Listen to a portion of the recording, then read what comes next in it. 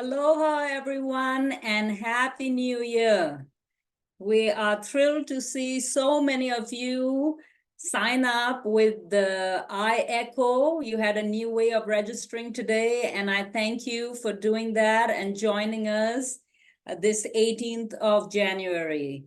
Happy New Year. Best wishes to you and your families, and a very prosperous 2024. This CME activity is jointly provided by the Queens Medical Center and UA-JABSM Department of Geriatric Medicine. As a reminder, evaluations are required for certificates of attendance. After you complete an evaluation, a certificate will be automatically sent to you. You can find evaluations by following the link in the chat at the end of the session.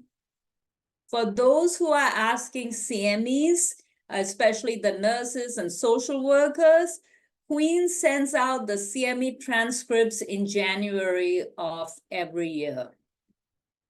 We are now on a very exciting 4-month series, and this 4 months is about mobility and movement. So we are going to ask you about, in the evaluation part and outcomes, we are going to track falls and falls in your residents and clients, because mobility and fall prevention is very important for healthy aging. Now, a little bit about ECHO. We want to remind everyone this is an ECHO webinar, which means that this session serves as a forum for mutual teaching and learning from experts, from each of us on the front lines. As the ECHO motto goes, all teach, all learn. In the spirit of aloha, we encourage you to turn on your cameras to help us build a community of learning. Feel free to eat during this ECHO session. Remember, good nutrition is key to a healthy lifestyle. A little bit about our format: a short lecture from our experts. We will share expertise from the rest of the team and then open up for any case discussions. We invite you to share stories about any clients. It may be on today's topic or not related to today's topic. We only ask that you keep it HIPAA compliant for discussion. This means please do not share your client's name, birthday, address, etc. We learn best from our patients. They are our best teachers. Today we have our interdisciplinary team here who is willing to share and teach their collective wisdom. We have Juanette Gaylord from ARCA, Maribel Tam, president of the Foster Families Home Association, Daniel DeLonge from Aloha Care, Lila Vintar from United Healthcare, Elsa Talavera, president of All Islands Case Management, and me, geriatrician from UH. Last quarter, we did a 4-month series on what matters. We had wonderful speakers that helped us understand advanced directives, spirituality, and what's really important to our clients. If you are interested in any of those videos and lectures, you can find them on our website. We are so sorry we cannot offer certificates of attendance for videos you have viewed. You must participate in our live education for the certificates. We are now on a 4-month series of mobilities. It gives me great pleasure to introduce our speaker today, Sara Tompkison. She is a geriatric social worker since 1979. Upon retirement from the VA, she pursued her interest in dementia care by working in a memory care home at the Adult Daycare Adult Day Health Program. She is currently a GWEP social work instructor with the John A. Burns School of Medicine, Department of Geriatric Medicine. Sara is a certified TIPA Snow instructor for the positive approaches of care, dementia education, which deals with dementia training. And she is also a former VA REACH interventionist and group facilitator. She is a Tai Chi enthusiast and is going to tell us more about Tai Chi. She is currently a secondary caregiver to her father, who was diagnosed with mild cognitive impairment, and her mother, who lives with Parkinson's disease. She is passionate about reducing caregiver stress and burden. She is very passionate about fall prevention and getting people moving. So we are going to learn today about Tai Chi for fall prevention and health. Sara, please take it away. Thank you, Dr. Fernandez. I'm going to see, John, can we pull up or can I start this here? Yeah, you can bring yours up, yes. Okay. All right. Thank you for those kind words, Rita Bell.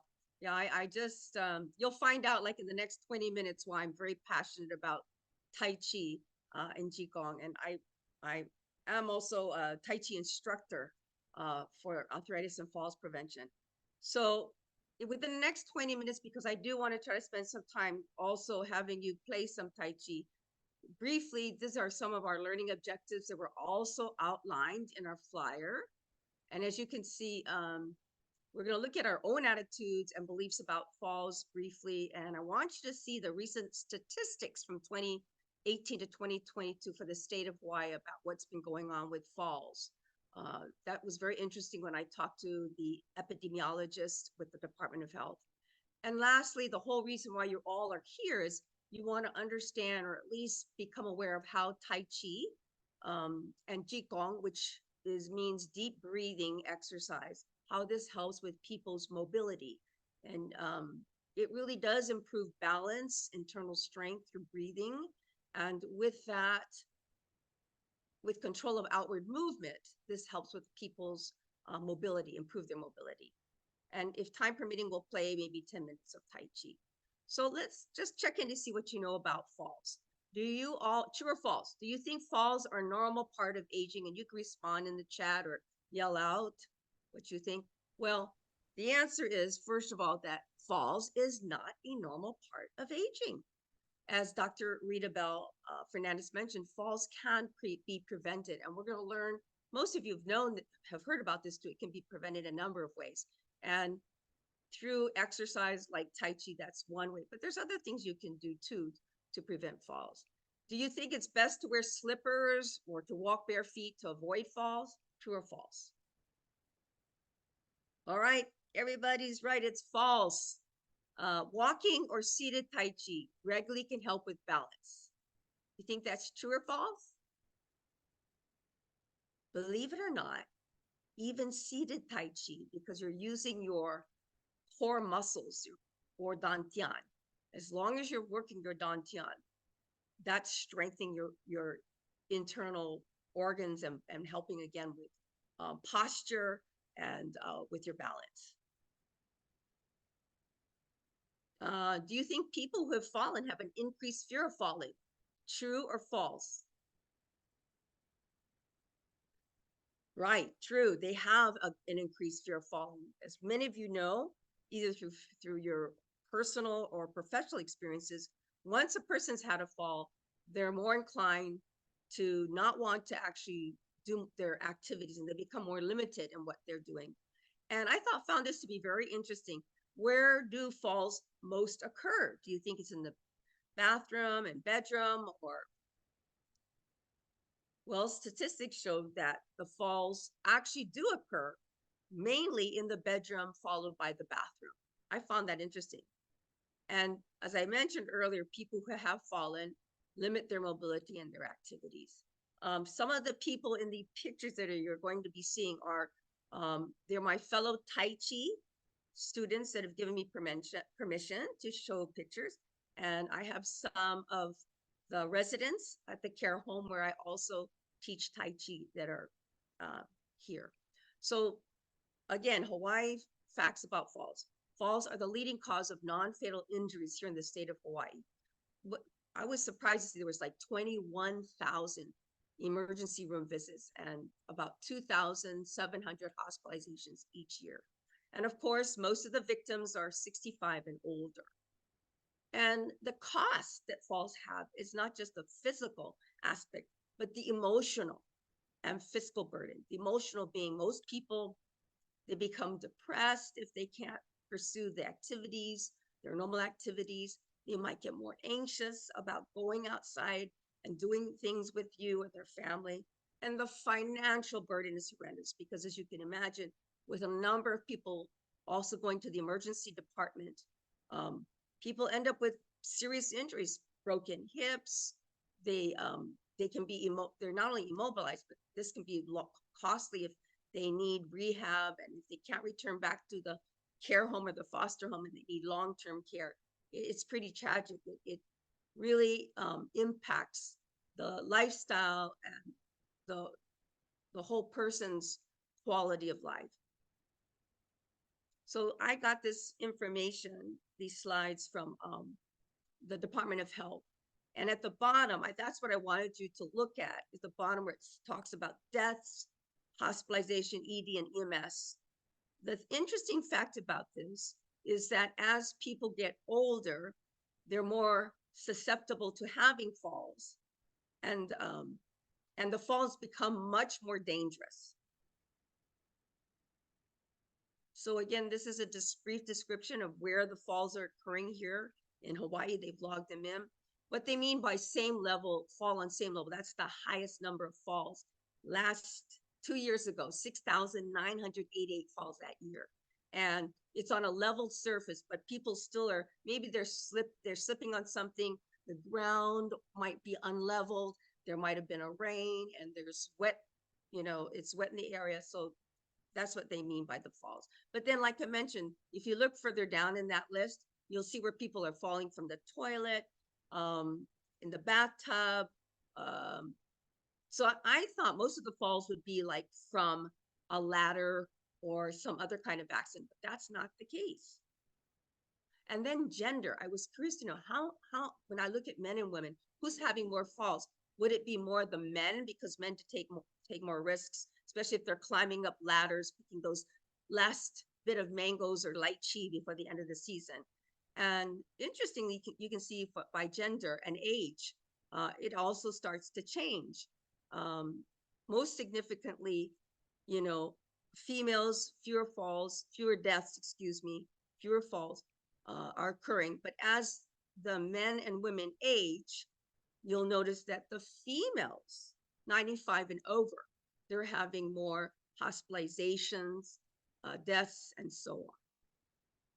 So there are 6 steps to preventing falls.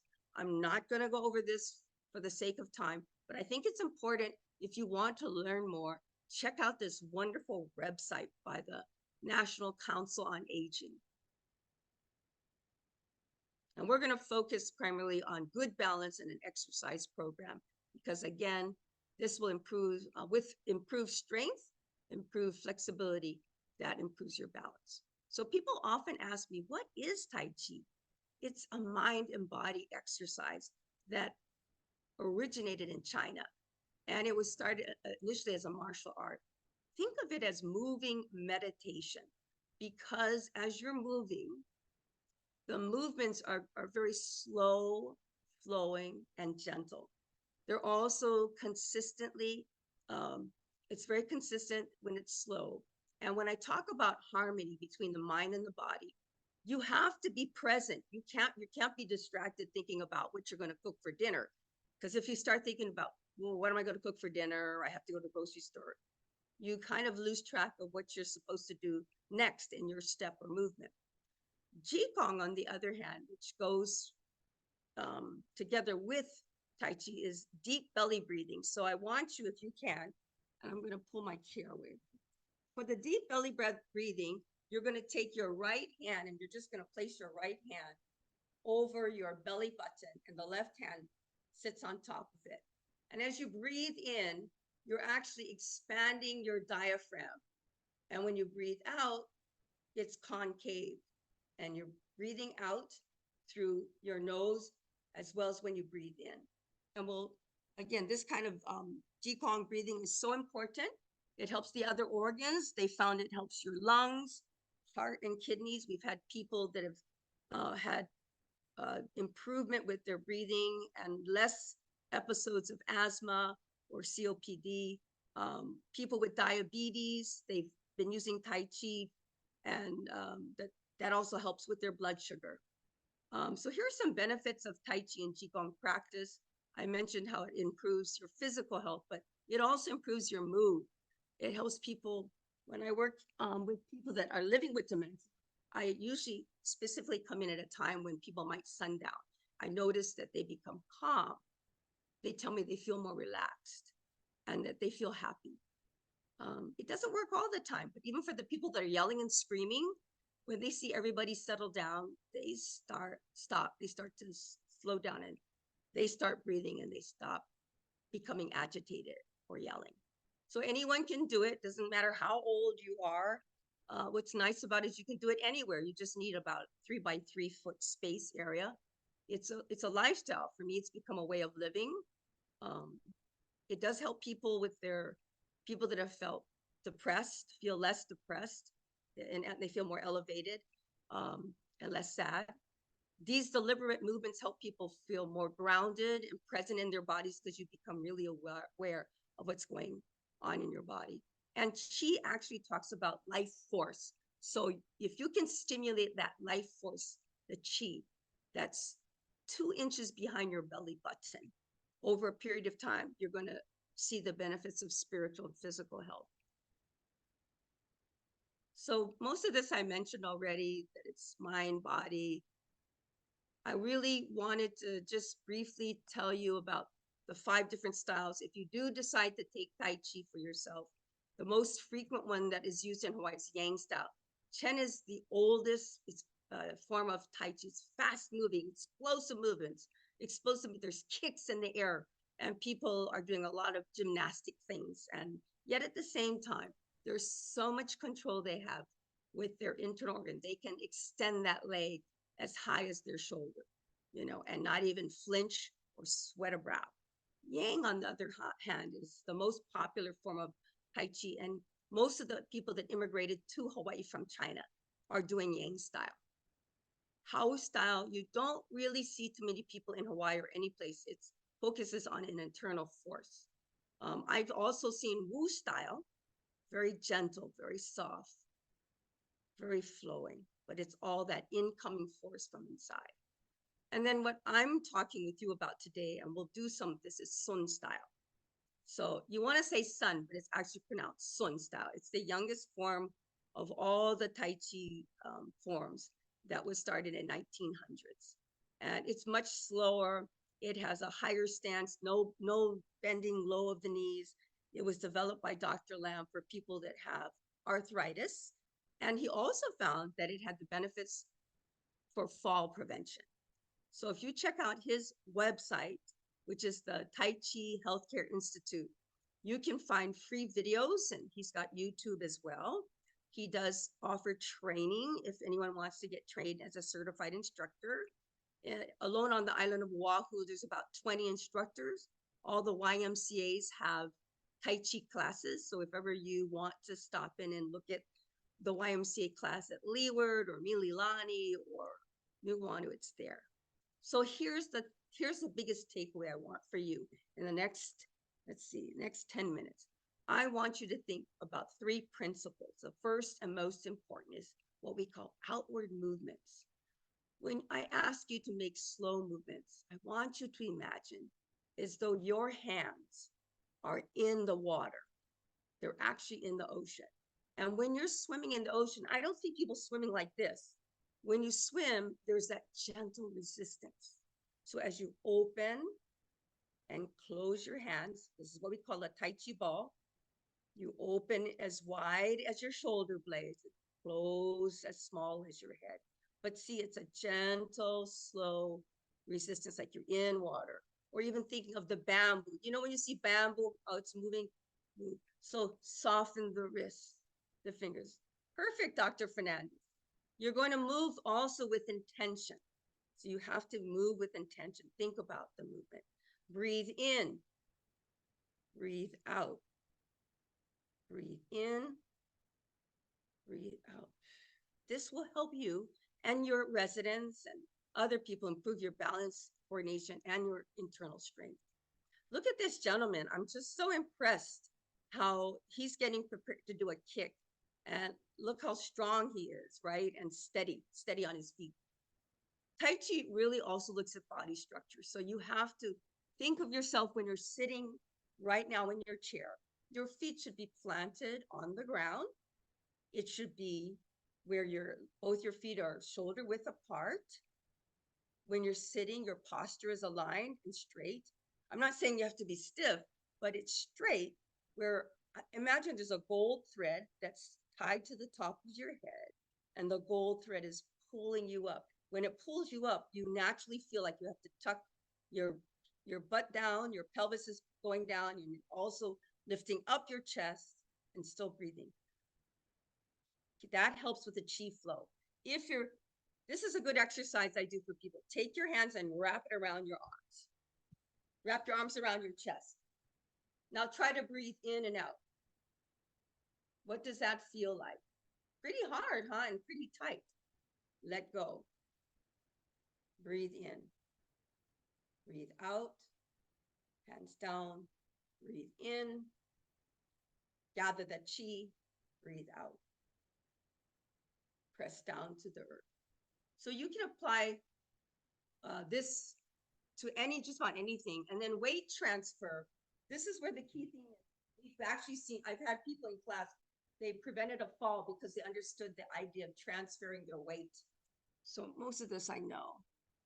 So what you're going to do is think of your feet, even if you're sitting in the chair, it's parallel, they're shoulder width apart, and you just lean to one side, lean to your left, because I'm mirroring you, then lean to your right. That's what we call weight transfer. And feel what that's like. If we did more of this weight transfer, even when we walk, because when you walk, you see how I'm transferring the weight forward before I take the next step, and then transferring and shifting. So we tend, when we walk, our nature is just to run and get to the next place. So that's not really a good thing. I'm not good at song is another concept, but I really want us to try to play Tai Chi. How are we for time, Rita Bell? Okay, we're going to do a little Tai Chi, but I want you to hear what Dr. Lam, who created this form we're going to do, think and listen to what he says, because that's what you're going to be doing.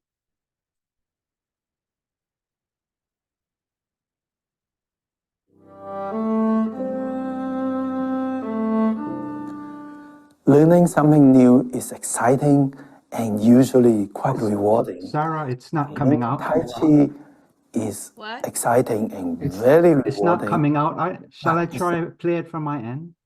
Okay, thank you. Hold on. Should I stop share? Yeah, stop share. Let me play it from my end. Okay, it's about a 2-minute video.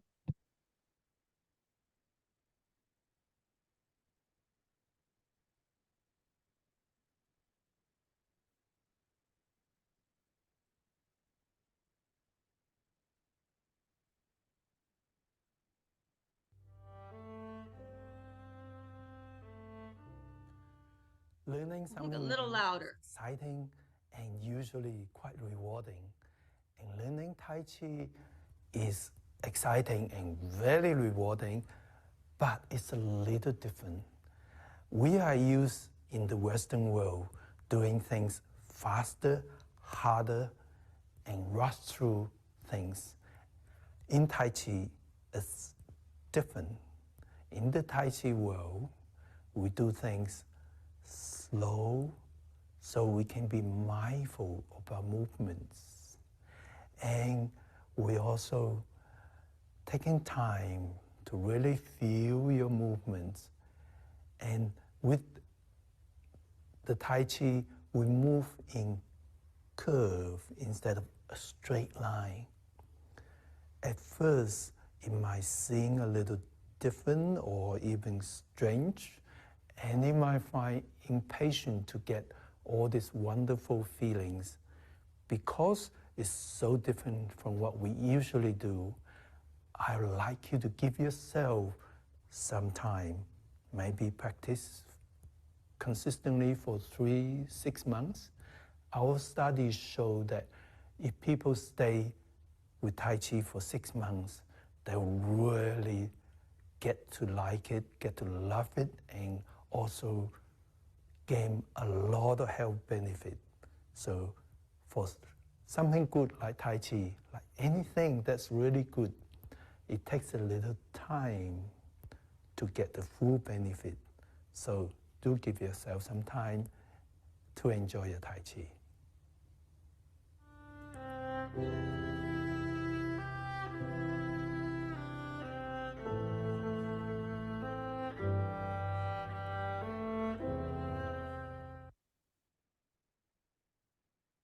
Great. So while you can sit or stand, we're going to just do a couple of Qigong breathing exercises. Most of you have had a long day, so this will be good. I'm going to do things specifically for a neck stretch and also for your spine, because you lift patients, you work very hard, and we want to give back something to you. So we're going to start first with a neck stretch. You're just going to place your head down to the floor, hands to the side, lift the arms up, your eyes follow the hands, open the palms into the chest, chin tilt, breathe out, lower the hands, lower the neck, stretching the back of the neck. We'll do this 2 more times, breathing in, breathing out, breathing in, and out. Gently lower the hands and head. One last time. Come up. Breathe in. Breathe out. And lower. This sideways neck stretch is also good. So you raise your arms to shoulder height. Look at your right hand. Left hand's to the hip. Move your right hand to the side of your body, the right side. Let your eyes follow your hands as they move to the front. Change hand, look at the left middle finger of the left hand as you move. Add the breathing in. Change hands. Breathe out. Breathe in. And breathe out. Shoulders, shoulder rolls, both hands to the side of your body. Gently roll up to the ears, then forward to the shoulder, come up and down. One more time. Breathe in and out. And 3 shoulder rolls backwards, up to the ears. Squeeze gently the shoulder blades, press down.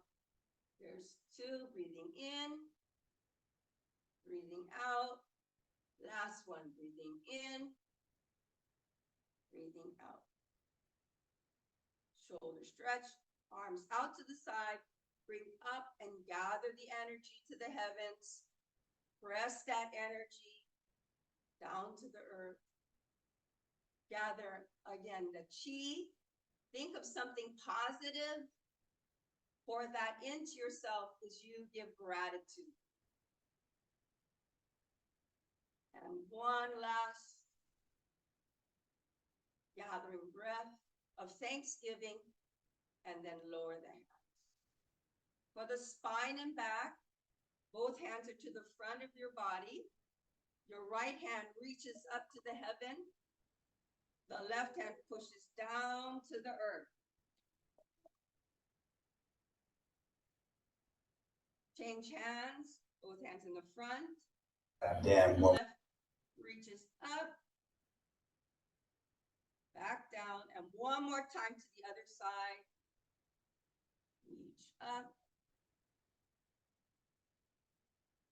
And one more time to the left side, last one. Stretch the spine like you're yawning. And next, grab both hands together, fingers locked in the front. Breathe in, come up to the heavens, breathe out, look to the front, release. Breathe in, pull hands up to the heavens, stretching, look up, look to the front, release, and the last time, breathe in, hands together, breathe up and out, release the hands. Tai Chi salute, that's when we greet each other, is the left hand is open, you close the fourth fingers, then bend your thumb, make a fist with the right hand, the fist goes into the left palm. Thank you. Very good. I do more. I'm just gonna see what questions people have before we do anything more.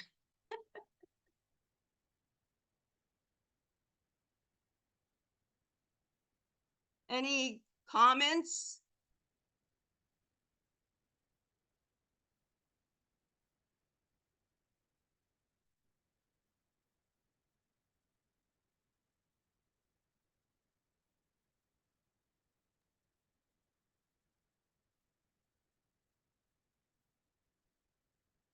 Yeah, hula. You know, that's a great question. I think hula's wonderful. I know they're doing studies on hula to lower blood pressure. I don't know about balance, Rita Bell or anybody else on the panel. Do you know if they're doing studies on the benefits of hula for balance and mobility? I would think for mobility, yeah. Currently in Hawaii, we have a dementia study for hula. They have shown the benefits for blood pressure and diabetes, but right now, the John A. Burns School of Medicine, the Native Hawaiian Health, is enrolling people for dementia prevention. I have a 95-year-old woman living with dementia that can still dance hula. She can't understand a lot of things, but when I start playing, I'll remember you. She just pops up. And she doesn't miss a beat. It's just so beautiful. The hand movements are just, oh, we cry every time. She's 95. We have a question in the chat about whether or not we're supposed to be breathing out of our nose or mouth. It's a great one. Ideally, if you don't have any health problems, you should be breathing in through the nose and out through the nose. I got nasal polyps, so I try to go back and forth right now. But see, but that's a Western way. Westerners tend to breathe in through the nose, and you hear all these people going, shh, shh. But what happens when you breathe out with your mouth is you're breathing with your throat. You're not working the abdomen, the dantian. You know, so think of it as I tell people to move the dantian, think of it this way, not to sound really weird or stuff, but when you breathe in, you want to breathe in where you're expanding your stomach, right? And when you breathe out, you want to do the opposite, kind of suck your gut in. So nobody understood that till I said, think of Kegels. They still couldn't understand, what do you mean Kegels? So this is the easiest way. Have you know what it feels like when you have to go shishi? Okay, so when you have to squeeze, what happens? When you have to squeeze so you don't pee in your pants, you're actually sucking your gut in. And when you go, you're breathing out. So just think of it like that. It's helped. I've tried all different ways to help people kupuna. It's our kupuna, understand about that dantian breathing.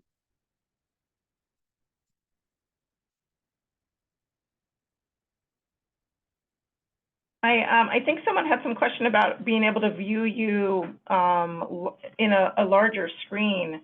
Oh, how do I do that? So I think they can do it. Sorry, they can do it on their own computers. There's an option to view, kind of, I think it was the top right chat. That's where I was at, above the chat where it says view. if we stop sharing screen, then the speaker will be able to be seen large. Sorry. I was practicing moving my camera with John earlier before we got on, but I get so excited about Tai Chi. I just really love it. And I hope you will look at some of the YouTubes and think about it. And I was going to say, with people that are living with dementia or any other kinds of physical limitations, I'm not the type of instructor that is traditionally one that wants people to memorize the movements. I really want people to find joy and happiness for themselves. And so it's not about memorizing. Most of the fact, nobody can really remember. So every time I come, I introduce myself to the class, because these are people living with in different stages of dementia. But it's just brings me to tears because they can follow. And and you know what has taught me, which you might want to try, is they've taught me the importance of being mindful. We talk about presence and mindfulness. That's all they can do. They're living every hour, just being present. So I think sometimes I get more out of the class than they're getting, but I keep doing it because it brings me joy, I hope, as much as it brings them.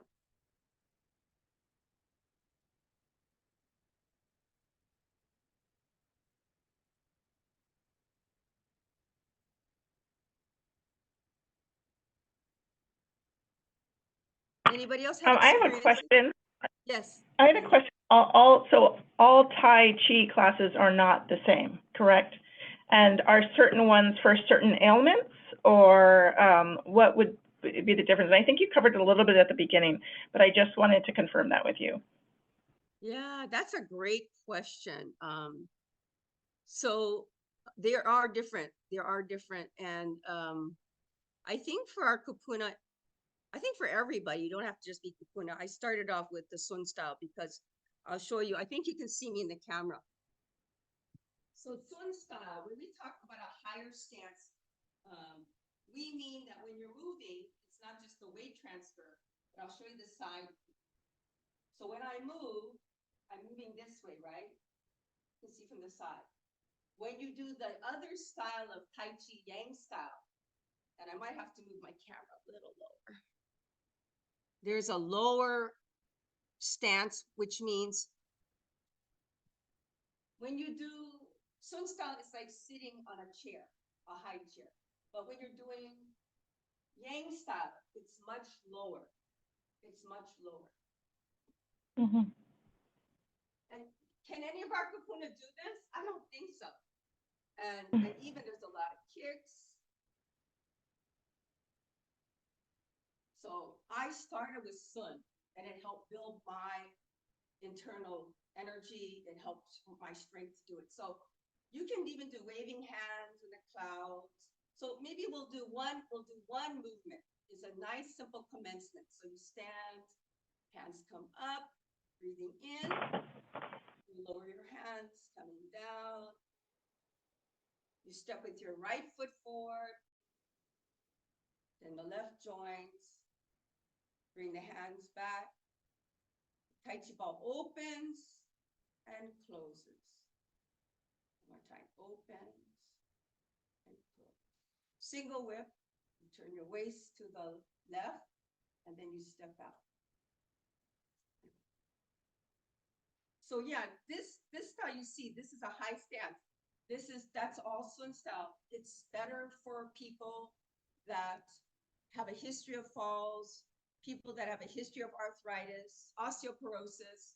It really, they found that there's some resistance training when you're doing these Tai Chi movements too. So even though you're not lifting weights, there's some resistance because of the bending, working the quads, working some hamstrings. And so, yeah, it's good for people that have brittle bones. I said too, it's good for people that have asthma, like me. I've seen people that have hypertension and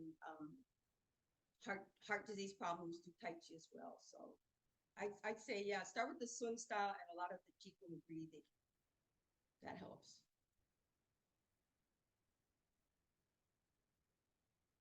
Good question. Do we have any patients in the care homes and foster homes who are doing Tai Chi? Any care home operator or foster home operator wants to share about the patients who are doing this as a hobby or as an exercise and what they have found? Okay, I'm doing it seated. So even for the residents at the care home that I work with, and I've done it in nursing homes, I just put them on a chair.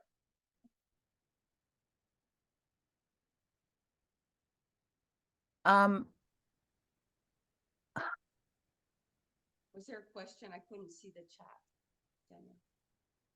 Yeah, there's a question that says, is there a type of Tai Chi for post-op patients? Oh, you know, it all depends on what the procedure is. So, yeek. You know, I would say as long as your doctor gives you medical clearance, you know, to do Tai Chi, you could do things, you can do things like the breathing, but the movement part, it really will depend, I don't know, on the kind of procedure. Like if you have a bypass surgery, I don't know, Dr. Rita Bell, if you have a bypass surgery, how soon should someone start doing exercise? Oh, the people are supposed to get out of bed right after surgery. There is no bed rest. All hospitals should promote mobility and movement because that will help you get discharged sooner and get healthier sooner. So all movement is good. I did this in the ICU once because all the staff, you know, the intensive care unit for, no, it was the was it the ICU? I think it was the ICU. It's pretty, it's intense because it's a life and death situation. I just pulled the staff. I said, does everybody have 5 minutes to do some breathing, Qigong breathing? What's that, Sarah? I said, just sit down here with me. We're going to do some breathing exercises. And we did it for like 3 to 5 minutes. Boom. The first thing they said was, my mind is clear. I can focus on what I need to do. I have better concentration and I'm relaxed. I said, yeah. So you can, yeah, you know, when you see your residents, if sometimes, you know, they're restless or, you know, I know some people do get bored too. You can just sit with them. And there's, like I said, the YouTube, you could try on the YouTube by Dr. Paul Lamb. And he has like 5-minute videos. You can just follow along with those. So there's some free videos on YouTube, is that what you said, to start? That's Dr. great. Paul Lamb. I really, oh, so I didn't mention, he is a licensed physician from Australia, and he got diagnosed with arthritis when he was a teenager, and it started just to get worse when he was in medical school. And when he was a young boy, he was taught Tai Chi by one of his, I want to say grandfather or grandfather's friends. So he went back to that Sifu, his teacher, and that was the Sun style, and then started to modify it to help his patients that he was seeing. And so he travels all around the country and outside of the United States, training people and spreading the word about Tai Chi and fall prevention. So there's a lot of, so it's an evidence-based practice.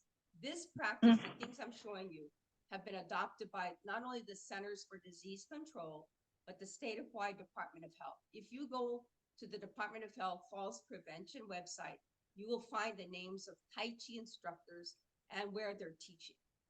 That's how, in fact, Hawaii has the lowest rates of falls of all the 50 states because they've adopted this program.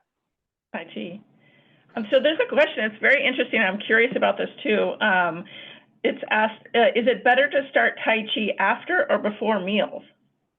Oh, that's a great question. It's never good to eat after you eat. I've tried it. It's never good to exercise after you eat for whatever reason, because I tried that even, I think it was like 2 hours after I had lunch. I tried a yoga class. I thought I was going to throw up. Because, and Rita has done some yoga, it's because you're really moving those organs, not it's your Mhm. stomach, it's more than your stomach and your colon, everything in there, your whole gastrointestinal tract is just kind of like flipping out, like, what are you doing to me? You just ate. So I say it's better to eat after, but it's always more important to drink a lot of water. So in the class, I take breaks, make sure people stay hydrated during class and after class. Lots of water. So Sarah, do you, there's a question here. Do you have a class that you teach? And if yes, where is it located? Or do you go to organizations and you know, teach there? Or what's your background and what do you do in Hawaii? Yeah, so at this point, I'm just teaching for the memory care home that I've known that they'd asked me, and they saw the difference that was making for a number of people. It helped the staff. We got the staff involved in doing Tai Chi. Like I said, it was helping with some behavioral challenges when people sundown. So I'm busy teaching at the School of Medicine, and then I'm training at a good place to start is the Leeward YMCA or Nuuanu. And then I'm teaching a private class, but I'm really committed to the School of Medicine to support what their initiative is. I really want to help train future doctors, social workers, and allied health professionals. But the long-term goal is eventually I'll be teaching probably at one of the YMCAs and other places, maybe in a few years. But it does. That's wonderful. I want to invite you to my job. Yeah, it shouldn't stop people. Now, right now, I think for the month of January, all the YMCAs, you can go to the Y for the week. I think it's free because they're trying to get new members. If you have a Medicare Advantage plan, you're eligible for the Medicare. Many Medicare Advantage plans. I think it's called Fit and Active, Silver and Fit, something like that. They'll Active pay and for the Fit. YMCA. Yeah. What is it called? I think, well, they're all a little bit different, but ours is called Active and Fit, I think. Yes. Yeah. That does Mhm. pay for the YMCA, all the Tai Chi classes. And there's 4 YMCAs on Oahu that all offer the classes at different times. It's best to try to play Tai Chi in the morning. I tried to do it in the evening and I was too wired. I think those little endorphins kicked in too much, so I couldn't sleep. Morning's a good time. There's free classes, y'all, at Ala Moana and some of these other beach parks, but I'm a little bit leery. And the reason is one of the standards in the Sunsta with this whole practice is you need to create a safe environment.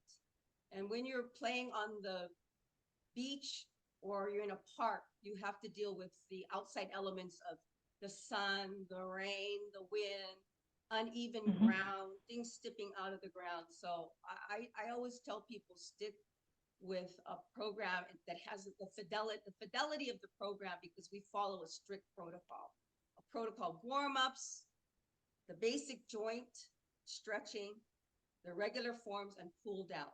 That's our standard.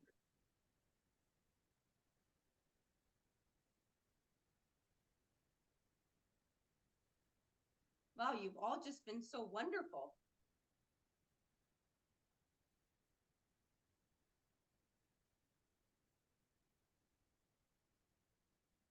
Anyone else have any questions for her? She's got a lot of information for us. Yeah. You all have the PowerPoint slides, right, where there's the literature. So the Harvard School of Medicine has been studying Tai Chi for over 10 years. And about every year, if you even look at the Harvard School of Medicine, they have a whole program on Tai Chi. So Sarah, there's a question in the chat. Are there any Tai Chi exercises after knee surgery? What would you tell them to improve their knees? For knees, you need to really improve upon your quadriceps. I'm sure the physical therapist would tell you that, and your hamstrings and ankles. So, those warm-ups are really good. I think as you work with your physical therapist and doctor for like if it's like a knee replacement, most people are telling me that. Just gentle stretches, because eventually you want to strengthen the quadricep muscles. So as a cool down, I do this also as a cool down, is, you know, we're sitting, and you all been sitting for nearly an hour in your chairs. Take one fist, just a gentle fist, and just tap the top of your thigh. Up to the top and down. Then the outside of the thigh. You know, I had very poor balance a year ago, and then I started really focusing on Tai Chi, and it's really helped my balance. And it's helped with my bone DEXA scan. If any of you have, like, for me, I'm typical Asian with small bone structures, so I'm doing Tai Chi to also help my bone density. So that's another exercise to do. But again, for your knees, I guess a lot of stretching. You can. This is the one for the knees. We lift up with the knee. We stretch forward. We punch, step forward. You notice how my posture, I'm not leaning forward. It's always about keeping that up and down movement. And then you just switch to the other leg, punch forward. Yeah. That's another one. And then you can even eventually, if you want, test yourself too with lifting up your legs, alternate lifting, as your knee gets stronger. But I'm not a doctor or a therapist. Sarah, we'll give you a few minutes. If you can put in the chat some links, people would like videos that they could, if there's any Tai Chi videos they can watch, could you put in the chat? And then during that time, we'll give you a few minutes to do this. John, can you please show the video of a Parkinson's patient who does Tai Chi?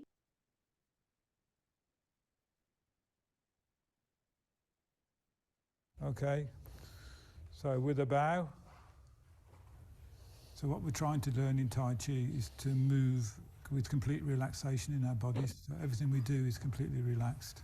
We learn a sequence of 108 moves. You can't remember all the moves.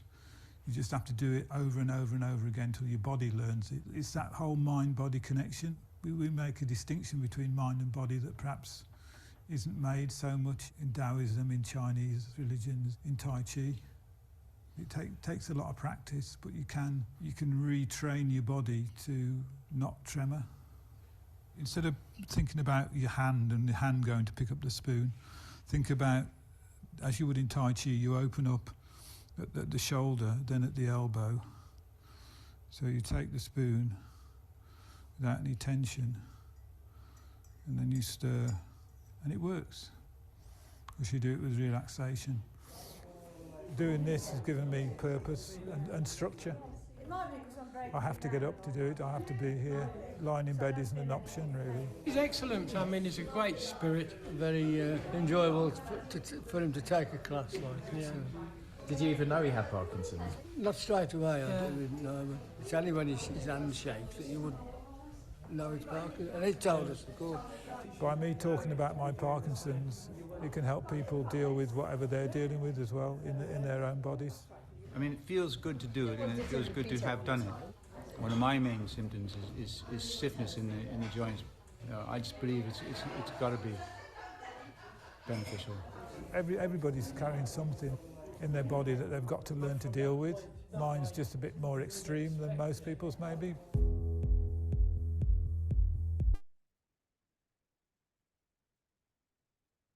That's a great video. Yeah.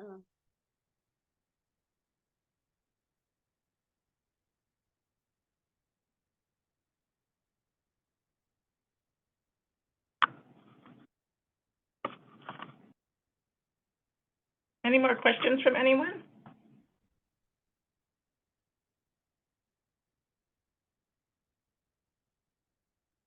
So I hope. Oh, thank you for that site. Yeah, I hope you'll take a look at the website, the Tai Chi for Health Institute. It's got a lot of, it's got everything else besides the free stuff. There's the books that you can, teaching Tai Chi effectively. He's also got some CDs, CD videos, music, if you want to purchase that. And even if you can't get to another YMCA, look at the Department of Health there. I think it's falls prevention and injury website. And like I said, there's other Tai Chi instructors. We all teach the same form. So you go to one class in Waipahu, you can expect the other teacher in Woodward to do the same protocol. Yeah.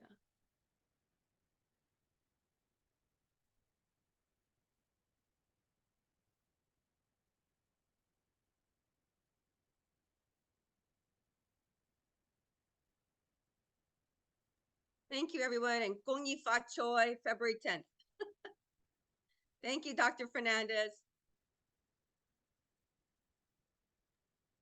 Yeah, John, if we can let them see the evaluations and the outcomes slide, please. Thank you.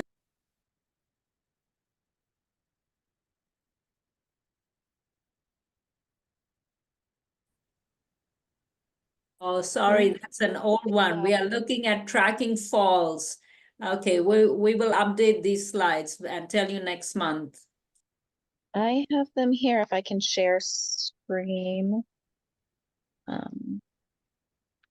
See.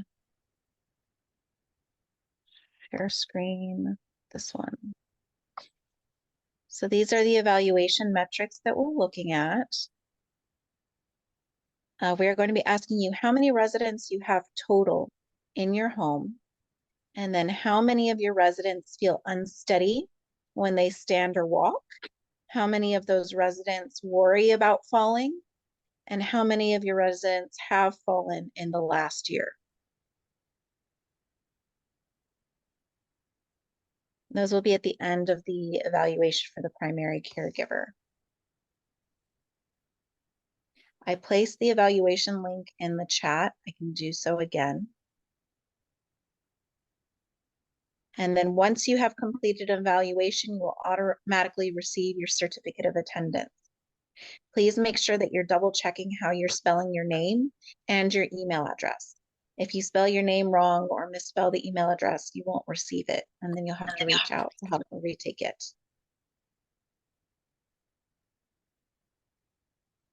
And thank you as always for joining us. Dr. Fernandez, do you have any Thank you, closing? Sarah, for a beautiful presentation. We learned some moves today. We learned to move with awareness, to slow down, and begin this year in such a beautiful way. I love that your talk was our January talk. It has set the tone. It has set the mood for us for 2024.